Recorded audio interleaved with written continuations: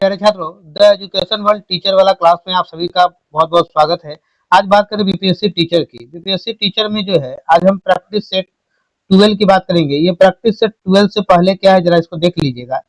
ये सेट 12 है, इससे पहले नीचे लिखा गया है हेल्ड ऑन 8/12/2023, यानी कि ये 8/12/2023 में पूछा गया यह प्रश्न है। प्रीवियस ईयर ये क्वेश्चन आपका है। ये क्या है, PYQ है। तो आज भी हम PYQ में क्या करेंगे, तो हम तो सब्जेक्ट ही आपको देते हैं, तो हिस्ट्री ज्योग्राफी ही देंगे। अभी तो ये हिस्ट्री का वीडियो, इसलिए इसमें हिस्ट्री का ही क्वेश्चन आपको 40 मिलेगा। क्लास 9-10 के लिए है, आप लोग देख रहे हैं, जो 9-10 का टीचर बनना उनके लिए। सामाजिक विज्ञान, सोशल साइंस, जिनको 9-10 का टीचर बनना है उन्हीं के लिए। तो देख रहे हैं ये जनरल पेपर आपका दिया हुआ है। यहाँ पे पार्ट 1 में लैंग्वेज दिया हुआ है। तो ये जनरल पेपर जो लैंग्वेज है, जिसमें से 8 इंग्लिश रहता है और 22 क्वेश्चन आपका हिंदी रहता है। तो 22 और 8 30 क्वेश्चन ये हो गए आपके। और उसके बाद क्या, ये जनरल स्टडीज का क्वेश्चन रहता है। 40 आपका जनरल स्टडीज है, जिसमें 2-4 मैथ भी रहते हैं 5, और बाकी का आपका जीके हिस्ट्री से क्वेश्चंस होते हैं, 5-7 मैथ होगा। तो बहुत ज्यादा कुछ नहीं रहता है। इस तरह से ये पूरा आपका 70 क्वेश्चन जो है ये आप लोग का रहता है, पूरा 70 क्वेश्चन का ये। आइए देखिए, यहाँ 70 क्वेश्चन होता है। अब यहाँ से आपका पार्ट 3 शुरू होता है, जो हिस्ट्री का है। आप लोग को हम जब भी हिस्ट्री दिए होंगे तो 71 नंबर क्वेश्चन से दिए होंगे, और पार्ट 3 वहां पे लिखा रहा होगा, क्योंकि क्वेश्चन ही रियल में ऐसा ही क्वेश्चन है। जब आप एग्जाम में जाएंगे, या प्रीवियस ईयर क्वेश्चन आपने पहले भी देखा होगा, तो एक प्रीवियस ईयर क्वेश्चन है। चलिए, आपका समय ज्यादा नहीं लेंगे, अब सीधा क्वेश्चन की तरफ आते हैं। अब सीधा क्वेश्चन देख लिया आप लोग। तो आज हम हिस्ट्री का ये 12वां प्रैक्टिस सेट कर रहे हैं, या प्रीवियस ईयर क्वेश्चन आप कह सकते हैं इसको। तो कह नहीं सकते, प्रीवियस ईयर क्वेश्चन है ही है। तो प्रीवियस ईयर क्वेश्चन पे हम लोग पूरा एनालिसिस करते हैं। चलिए चलते हैं, वीडियो की शुरुआत करते हैं। जो लोग हमारे चैनल पर नए हैं, वो चैनल को सबसे पहले तो सब्सक्राइब कर लीजिए, और आप अपने ग्रुप में अपने दोस्त, अपने जहां भी जो लोग हैं, उनको अधिक से अधिक लोगों तक शेयर जरूर कीजिएगा। इससे क्या है कि, और दूसरा बात क्या है कि आप अपना फीडबैक भी जरूर दीजिएगा। इससे क्या होगा कि उन लोगों की जो भी तैयारी करने वाले, उनको भी जो प्रैक्टिस सेट मिलता रहेगा। और अभी से एग्जाम तक ये चलेगा, क्योंकि अब तो ये खत्म होगा, क्योंकि इसमें 13 प्रैक्टिस सेट है, जिसमें से 3 PYQ है। आज दूसरा PYQ दे रहे हैं, तो उसके बाद फिर नया प्रैक्टिस सेट आप लोग को चलेगा। ठीक है, आइए पहला क्वेश्चन मेरा 71 नंबर का रहा। 1826 में सर्वप्रथम हड़प्पा के संबंध में किसने उल्लेख किया था? हड़प्पा के बारे में सबसे पहले किसने बात की थी 1826 में? तो इसमें बात की थी चार्ल्स मेसन ने। सही उत्तर ऑप्शन ए हो जाएगा। देखिए, चार्ल्स मेसन को और नाम से भी जाना जाता है। इसको दूसरे नाम से जाना जाता है, जेम्स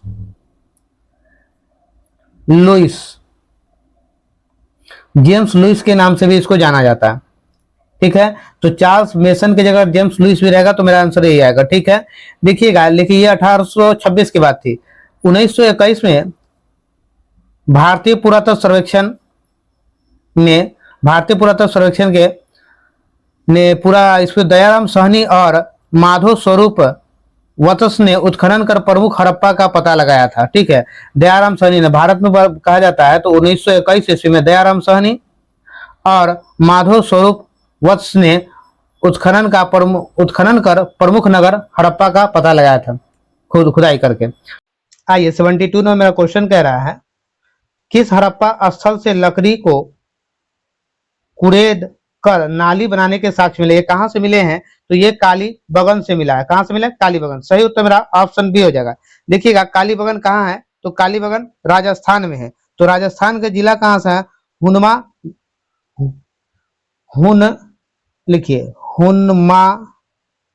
हनुमानगढ़ से। ठीक है, हनुमानगढ़ में है ये। किस नदी के किनारे बसा हुआ है कालीबंगन? तो ये कालीबंगन बसा हुआ है घाघर नदी के किनारे बसा हुआ है। ठीक है, इस खोज जो है कालीबंगन की खोज 1951 ईस्वी में 1951 ईस्वी में इसकी खोज की थी अमलंद घोष ने। अमलांद घोष ने इसकी खोज की थी। कब की थी? तो 1951 में इसकी खोज की गई थी। चलिए नेक्स्ट क्वेश्चन की तरफ चलते हैं। नेक्स्ट क्वेश्चन मेरा करा, किस मौर्य शासक को सेंड्रोकोट्स के रूप में संबोधित किया गया था? कौन सा मौर्य शासक था? तो ये चंद्रगुप्त मौर्य है, जिसको सेंड्रोकोट्स के रूप में संबोधित किया गया। सही उत्तर मेरा ऑप्शन ए हो जाएगा। ठीक है, देखिएगा, और इसके चंद्रगुप्त मौर्य जो थे, ये चंद्रगुप्त मौर्य ये किस धर्म को मानने वाले थे? तो ये जो थे जैन धर्म के मानने वाले थे। किस धर्म को मानते थे? जैन धर्म को ये मानने वाले थे। ठीक है, मौर्य वंश की राजधानी कहां थी? तो मौर्य वंश की राजधानी पाटलिपुत्रा थी। पाटलिपुत्र, पाटलिपुत्र। चलिए अगले प्रश्न की तरफ चलते हैं। अगला प्रश्न मेरा 74 नंबर का रहा, अपने शासन के किस वर्ष में अशोक ने बोध गया की यात्रा की थी? तो अपने शासन के 10वें वर्ष में अशोक ने बोध गया किया था, अपने शासन के 10वें वर्ष में। चलिए सही उत्तर मेरा ऑप्शन बी हो जाए, बी इज राइट आंसर। आइएगा नेक्स्ट क्वेश्चन 75 नंबर। 75 नंबर मेरा क्वेश्चन कह रहा है, किस अभिलेख में अशोक त्रिरत्न में विश्वास प्रकट करता है? किस अभिलेख में? तो वो अभिलेख क्या है? भाब्रू है। भाब्रू अभिलेख में अशोक त्रिरत्न में विश्वास प्रकट करता है। ठीक है, चलिए तो मेरा सही उत्तर क्या होगा? ऑप्शन ए हो जाएगा, ए इज राइट आंसर। देखिएगा बौद्ध धर्म का त्रिरत्न क्या है? तो बौद्ध धर्म में त्रिरत्न क्या है? तो बुद्ध, धम्म और संघ है। बुद्ध, धम्म और संघ होगा। ठीक है, संघ। हम बोल रहे सुन लीजिए, लिखा हुआ बहुत चीज आपको सही से समझ में भी नहीं आएगा। चलिए नेक्स्ट क्वेश्चन की तरफ चलते हैं। नेक्स्ट क्वेश्चन मेरा 76 नंबर कह रहा, मौर्य काल में वार्ता क्या था? तो मौर्य काल में वार्ता आधिकारिक भ्रमण, पशुपालन, कृषि कार्य। देखिएगा आधिकारिक भ्रमण तो नहीं था, तो जब नहीं था तो पशुपालन भी था और मेरा कृषि कार्य था। जब दो सही हो गया तो हम लोग कौन सा आंसर लगाएंगे? एक से जैसे ही ज्यादा आंसर हुआ तो हम लोग लगाएंगे उपयुक्त में से एक से अधिक। सही उत्तर मेरा ऑप्शन डी हो जाएगा। ठीक है, देखिए कृषि पशुपालन था और इसके बाद एक व्यापार भी था। व्यापार, क्योंकि मौर्य काल में व्यापार काफी चरम पे था तो व्यापार भी था। अगर आप की जगह कृषि, पशुपालन और ये अधिकारी भ्रमण की जगह अगर व्यापार दे जाता तो तीनों हो जाता हमारा। ऐसे फिर भी तो ऑप्शन मेरे पास यही होगा, एक से ज्यादा मिल गया तो।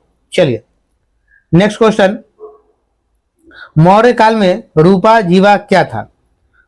व्यापार और वाणिज्य, पशुपालन और कृषि, दास प्रथा। देखिएगा इन तीनों में से कोई नहीं था, इन तीनों में से कोई नहीं था। तो जब कोई नहीं होगा तो हम लोग क्या आंसर लगाएंगे? ई लगाएंगे, ऑप्शन ई लगाएंगे, उपयुक्त में से कोई नहीं। तो रूपा जीवा क्या था? तो रूपा जीवा एक वेश्यावृत्ति प्रथा थी वहां की। ठीक है, ये क्या थी? वेश्यावृत्ति प्रथा थी। और इसका जो है, इसको वहां का राजकीय संरक्षण भी प्राप्त था। ये वहां काफी उस समय प्रचलित में थे। ठीक है, चलिए नेक्स्ट क्वेश्चन की तरफ चलते हैं। नेक्स्ट क्वेश्चन मेरा 78 नंबर। 78 नंबर का क्वेश्चन है, देखिए 18/12/2023 में पूछा गया है। कौटिल्य कितने प्रकार के दासों का उल्लेख करता है? तो कौटिल्य जो है 9 प्रकार के दासों का उल्लेख करता है। सही उत्तर मेरा ऑप्शन सी हो जाएगा, सी इज राइट आंसर। और नारद ने 15 प्रकार के दासों का उल्लेख किया। ठीक है, नारद अगर कभी पूछे आपसे, नारद ने 15 प्रकार के दासों का उल्लेख किया है। और 7 प्रकार के दासों का उल्लेख कौन किया है? तो मनु स्मृति। ठीक है, मनु स्मृति जो है वो 7 प्रकार के दासों का उल्लेख किया है। आइए नेक्स्ट क्वेश्चन 79 पे चलते हैं। मौर्य प्रशासन में संग्रहण किस क्षेत्र से संबंधित है? मौर्य प्रशासन में संग्रहण किस क्षेत्र से? तो भू राजस्व से। सही उत्तर मेरा ऑप्शन ए हो जाएगा, ए इज राइट आंसर। आइएगा नेक्स्ट क्वेश्चन की तरफ चलते हैं। नेक्स्ट क्वेश्चन मेरा कह रहा, किस चरण को पुनर्जागरण काल कहा जाता है? किस चरण को कहा जाता है? तो 14वीं और 16वीं शताब्दी को। सही उत्तर ऑप्शन सी हो जाएगा, सी इज राइट आंसर। आइएगा नेक्स्ट क्वेश्चन की तरफ चलते हैं। नेक्स्ट क्वेश्चन मेरा कह रहा है, पुनर्जागरण काल का माइकल एंजेलो कौन था? पुनर्जागरण काल का माइकल एंजेलो कौन था? तो ये जो था चित्रकार है। सही उत्तर ऑप्शन सी हो जाएगा, सी इज राइट आंसर। कौन था? चित्रकार था। पुनर्जागरण का प्रारंभ इटली के फ्लोरेंस नगर से माना जाता है। ठीक है, पुनर्जागरण का पूछा जाए प्रारंभ कहां से, तो इटली के फ्लोरेंस नगर से माना जाता है। आइएगा नेक्स्ट क्वेश्चन की तरफ चलेंगे। नेक्स्ट क्वेश्चन मेरा है 82 नंबर। 82 नंबर मेरा क्वेश्चन कह रहा है, हर्ष का प्रधान सचिव कौन था? तो हर्ष का प्रधान सचिव जो है भंडी था। कौन था? भंडी। सही उत्तर मेरा ऑप्शन बी हो जाएगा, बी इज राइट आंसर। चलेंगे नेक्स्ट क्वेश्चन, प्रधान सचिव भंडी था हर्ष का। चलिएगा 83 नंबर क्वेश्चन मेरा कह रहा है, देखिए आइए, ये था भास्कर वर्मन ने किसे राजदूत बनाकर हर्षवर्धन के पास भेजा था? भास्कर वर्मन ने किसे राजदूत बनाकर भेजा था? तो हंस वेग को, किसे? हंस वेग को। सही उत्तर मेरा ऑप्शन सी हो जाएगा, सी इज राइट आंसर।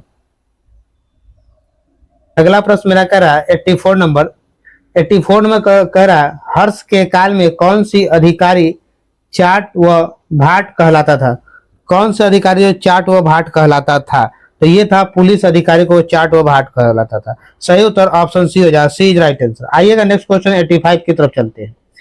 किस चोल शासक ने सर्वप्रथम संपूर्ण द्रविड़ प्रदेश को विजित किया? द्रविड़ प्रदेश को विजित किया, वो कौन सा चोल शासक था? वो जो था राज प्रथम था। सही उत्तर ऑप्शन ए हो जाएगा, ए इज राइट आंसर, राज प्रथम था। आइएगा नेक्स्ट क्वेश्चन की तरफ चलते हैं। किस चोल शासक ने सिंहल नरेश महेंद्र पंचम को पराजित किया था? सिंहल नरेश महेंद्र पंचम को पराजित किया था, तो कौन सा था? आदित्य प्रथम, राजेंद्र प्रथम, राज प्रथम। देखिएगा ये आदित्य, राजेंद्र और राज, तो आदित्य प्रथम तो नहीं था, अब बच गया राजेंद्र प्रथम और राज प्रथम।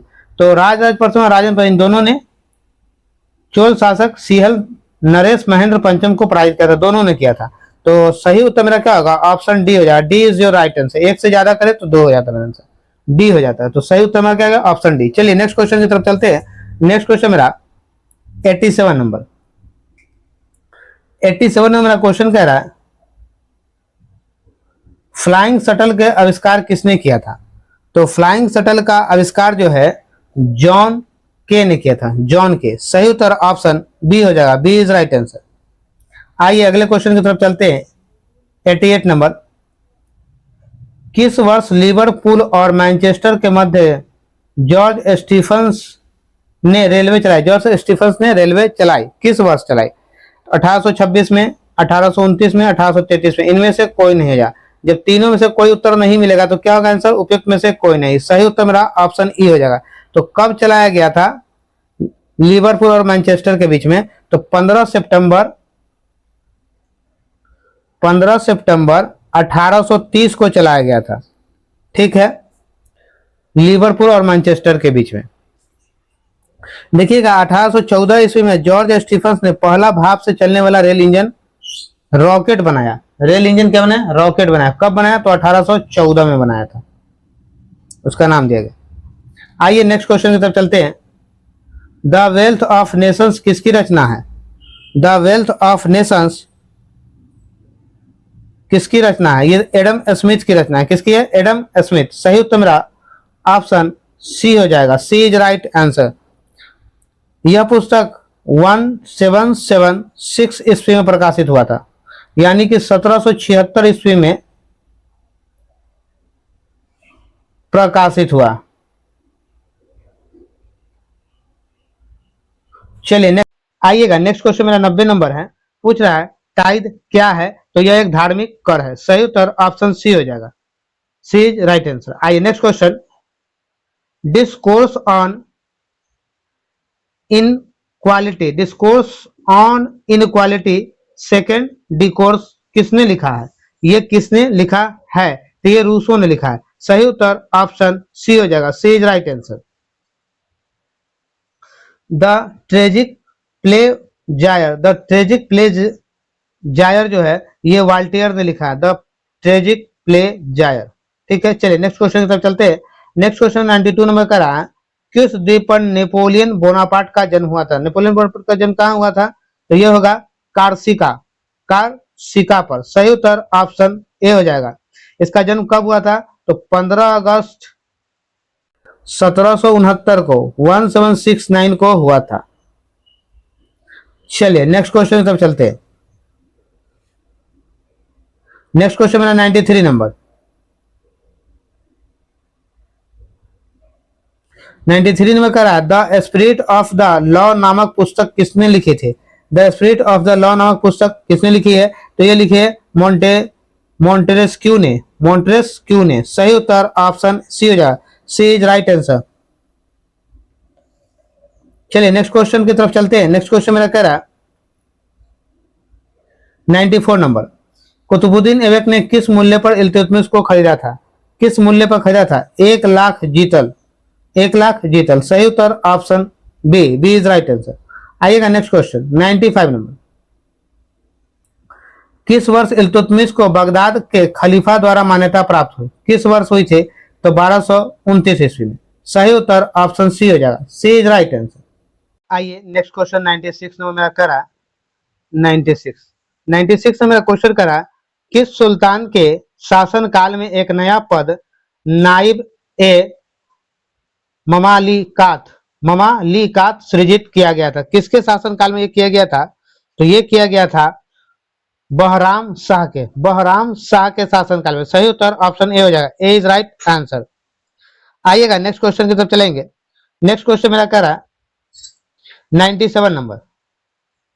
बलबन को सर्वप्रथम किस दायित्व के निर्वहन हेतु नियुक्त किया गया था? तो किसके लिए नियुक्त किया गया था बलबन को? तो हो जाएगा खास इकदार। सही उत्तर ऑप्शन सी, सी जो राइट आंसर। आइएगा नेक्स्ट क्वेश्चन की तरफ चलते हैं। नेक्स्ट क्वेश्चन मेरा 98 नंबर। 98 नंबर का क्वेश्चन कह रहा है, दिल्ली के किस सुल्तान ने अपने जीवन काल में ही अपना मकबरा बनवा लिया था? ये किसने किया था? तो ये किया था इल्तुतमिश ने। किसने? इल्तुतमिश ने। सही उत्तर ऑप्शन ए हो जाएगा, ए इज राइट आंसर। इसकी मृत्यु कब हो गई थी? तो इसकी मृत्यु जो है 1236 ईस्वी में हुई थी, इल्तुतमिश की मृत्यु। तराइन की तीसरा लड़ाई 1215 में इल्तुतमिश और अलदौज के बीच में लड़ा गया था। ठीक है, इल्तुतमिश और अलदौज के बीच में लड़ा गया था, जिसमें अलदौज क्या हुआ? पराजित हो गया। अलदौज क्या हुआ? पराजित हो गया। चलिए नेक्स्ट क्वेश्चन की तरफ चलते हैं। 99 नंबर। 99 नंबर मेरा क्वेश्चन है, अकबर की अंतिम विजय कौन सी थी? अकबर की अंतिम विजय कौन सी थी? तो ये हो जाएगा आपका असीरगढ़। अंतिम विजय असीरगढ़। सही उत्तर ऑप्शन सी। ये असीरगढ़ कब विजय प्राप्त किए थे? तो ये 1601 ईस्वी में प्राप्त किया था। ठीक है, नेक्स्ट क्वेश्चन की तरफ चलते हैं। नेक्स्ट क्वेश्चन मेरा कह रहा, इबादत खाना का निर्माण अकबर ने कहां कराया था? तो इबादत खाना का निर्माण अकबर ने फतेहपुर सिकरी में कराया। सही उत्तर ऑप्शन सी हो जाएगा। चलिए नेक्स्ट क्वेश्चन की तरफ चलते हैं। नेक्स्ट क्वेश्चन मेरा कह रहा 101 नंबर। प्लासी का युद्ध के समय मुगल शासक कौन था? तो प्लासी के युद्ध के समय मुगल शासक आलमगीर द्वितीय थे। सही उत्तर ऑप्शन सी हो गया, सी इज राइट आंसर। प्लासी का युद्ध जो है, अगर पूछा जाए आपसे युद्ध, तो इसका युद्ध जो है 23 जून कब हुआ था? 23 जून को, 23 जून 1757 को हुआ था। ठीक है, रॉबर्ट क्लाइव एवं सिराजुद्दौला के बीच में ही हुआ था प्लासी का युद्ध। रॉबर्ट क्लाइव और सिराजुद्दौला के बीच में हुआ था। चलिए नेक्स्ट क्वेश्चन की तरफ चलते हैं। नेक्स्ट क्वेश्चन मेरा करा, बक्सर के युद्ध के समय बंगाल का गवर्नर कौन था? तो बक्सर के युद्ध के समय बंगाल का गवर्नर वेंसी टार्ट था, वेंसी टार्ट। सही उत्तर मेरा ऑप्शन बी हो जाएगा, B is right answer, Vansittart. अच्छा, उस समय जो है बंगाल का नवाब कौन था? तो मीर जाफर था। बंगाल का नवाब कौन था? तो मीर जाफर था, मीर जाफर। अच्छा, ये बक्सर का युद्ध हुआ कब था? तो 22 अक्टूबर 1764 को, 22 अक्टूबर 1764 को हुआ था बक्सर का युद्ध। देखिएगा, बक्सर का युद्ध के समय, उस समय अंग्रेज का जो था वो सेनापति कौन था? तो हेक्टर मुनरो था। अंग्रेजी सेनापति कौन था? हेक्टर मुनरो था। इस युद्ध में किसकी जीत हो गई? तो इस युद्ध में अंग्रेजों की जीत हो गई थी, हेक्टर मुनरो जीत गया। चलिए नेक्स्ट क्वेश्चन की तरफ चलते हैं। नेक्स्ट क्वेश्चन 103 नंबर, ये भी बक्सर से ही है। बक्सर युद्ध के समय पटना में अंग्रेजी कंपनी के प्रभारी कौन था? तो पटना में अंग्रेजी कंपनी के प्रभारी एलिस था। कौन था? एलिस। सही उत्तर मेरा ऑप्शन ए हो जाएगा, ए इज राइट आंसर। क्वेश्चन की तरफ चलते हैं। नेक्स्ट क्वेश्चन मेरा 104 नंबर। 104 नंबर करा, फैजाबाद यानी अयोध्या में 1857 के विद्रोह का नेतृत्व किसने किया था? 1857 का नेतृत्व किसने किया था? तो ये नेतृत्व जो है मौलवी अहमदुल्ला ने किया था। सही उत्तर ऑप्शन सी हो जाएगा, सी राइट आंसर, मौलवी अहमदुल्ला ने। आइएगा अगले प्रश्न की तरफ चलते हैं। भारतीय राष्ट्रीय कांग्रेस की स्थापना के समय भारत का वायसराय कौन था? तो भारत का वायसराय कौन था? तो लॉर्ड डफरिन था। सही उत्तर option A is right answer. आइएगा नेक्स्ट क्वेश्चन की तरफ चलते हैं। सर्वप्रथम भारतीय राष्ट्रीय कांग्रेस का विभाजन किस वर्ष हुआ था? भारतीय राष्ट्रीय कांग्रेस का सबसे पहला विभाजन कब हुआ था? तो 1907 में हुआ था। सही उत्तर ऑप्शन बी हो जाएगा। आइएगा 107 नंबर। किस वर्ष मुजफ्फरपुर बम कांड हुआ था? कब हुआ था ये? तो ये हुआ था 1908 में। सही उत्तर ऑप्शन बी हो जाएगा।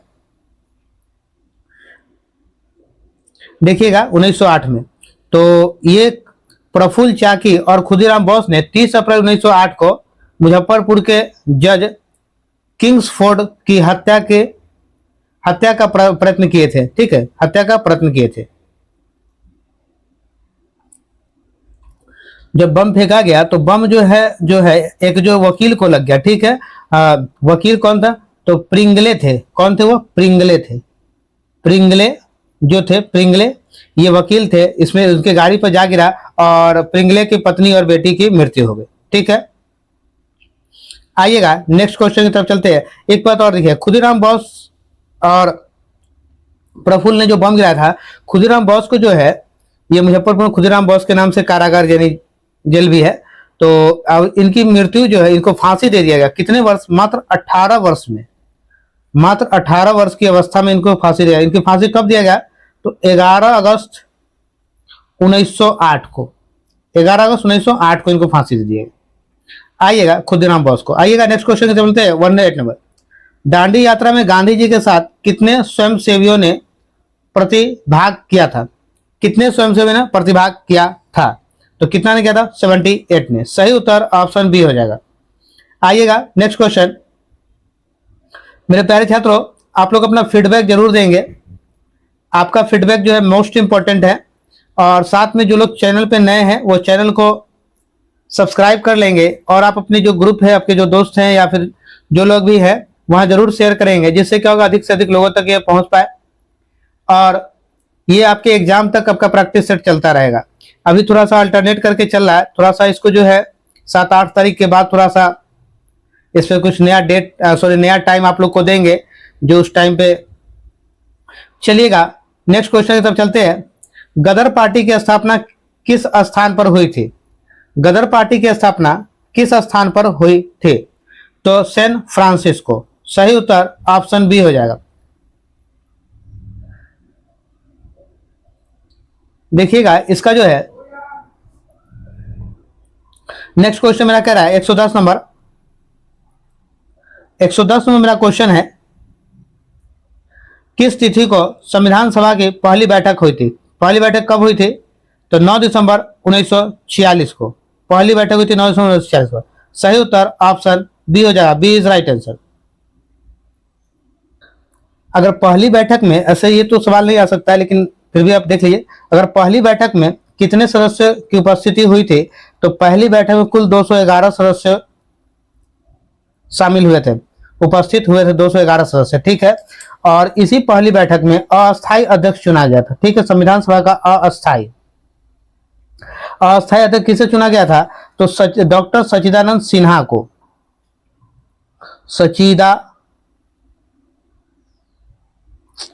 सच्चिदानंद सिन्हा को। चलिए कोई बात नहीं, सच्चिदानंद सिन्हा को। दूसरी बैठक कब हुई? तो दूसरी बैठक हुई 11 दिसंबर को। ठीक है, 1946 में ही 2 दिन के बाद। ठीक हुई 2 दिन के बाद, 2 दिन बाद यानी कि 11 दिसंबर 1946 को दूसरी बैठक हुई। तो उस बैठक में जो है अस्थायी अध्यक्ष चुना गया। तो अस्थायी अध्यक्ष किसे चुना गया? तो अस्थायी अध्यक्ष चुना गया डॉक्टर राजेंद्र प्रसाद को। संविधान सभा का अस्थायी अध्यक्ष डॉक्टर राजेंद्र प्रसाद को चुना गया। और देखिएगा, संविधान सभा एक बहुदलीय निकाय है। अगर आपसे पूछता है संविधान सभा कैसा निकाय है, तो एक बहुदलीय निकाय है। चलिए इसी के साथ ये पूरा 110 क्वेश्चन था। इसमें मेरा जो हमने इस वीडियो में आपको पूरा 40 क्वेश्चन इस वीडियो में हमने आपको दिया, यानी 110 तक 71 से लेके 110 तक का पूरा 40 क्वेश्चन हमने इस वीडियो में आप लोग को दिया। आप लोग को ये कैसा लगा अपना फीडबैक जरूर डालेंगे, इससे कुछ इंप्रूवमेंट जरूर की जाएगी अगर आप अपना फीडबैक देते हैं तो। दूसरी बात, आप लोग अधिक से अधिक लोगों तक शेयर करें। जिससे कि आप लोगों को क्या है कि और जैसे आप लोग शेयर करेंगे, अगर अधिक सब्सक्राइबर होंगे तो क्या होता है, एक मोटिवेशन मेरे पास भी आता है। तो जैसे मेरे पास भी एक मोटिवेशन आएगा तो हम भी आपको जो है और ज्यादा क्वालिटी और ज्यादा अच्छे से हम कोशिश करेंगे कि और ज्यादा से ज्यादा आप लोग को दे पाए सेट। चलिए फिर मिलते हैं नेक्स्ट वीडियो में। जय हिंद, जय बिहार, भारत माता की।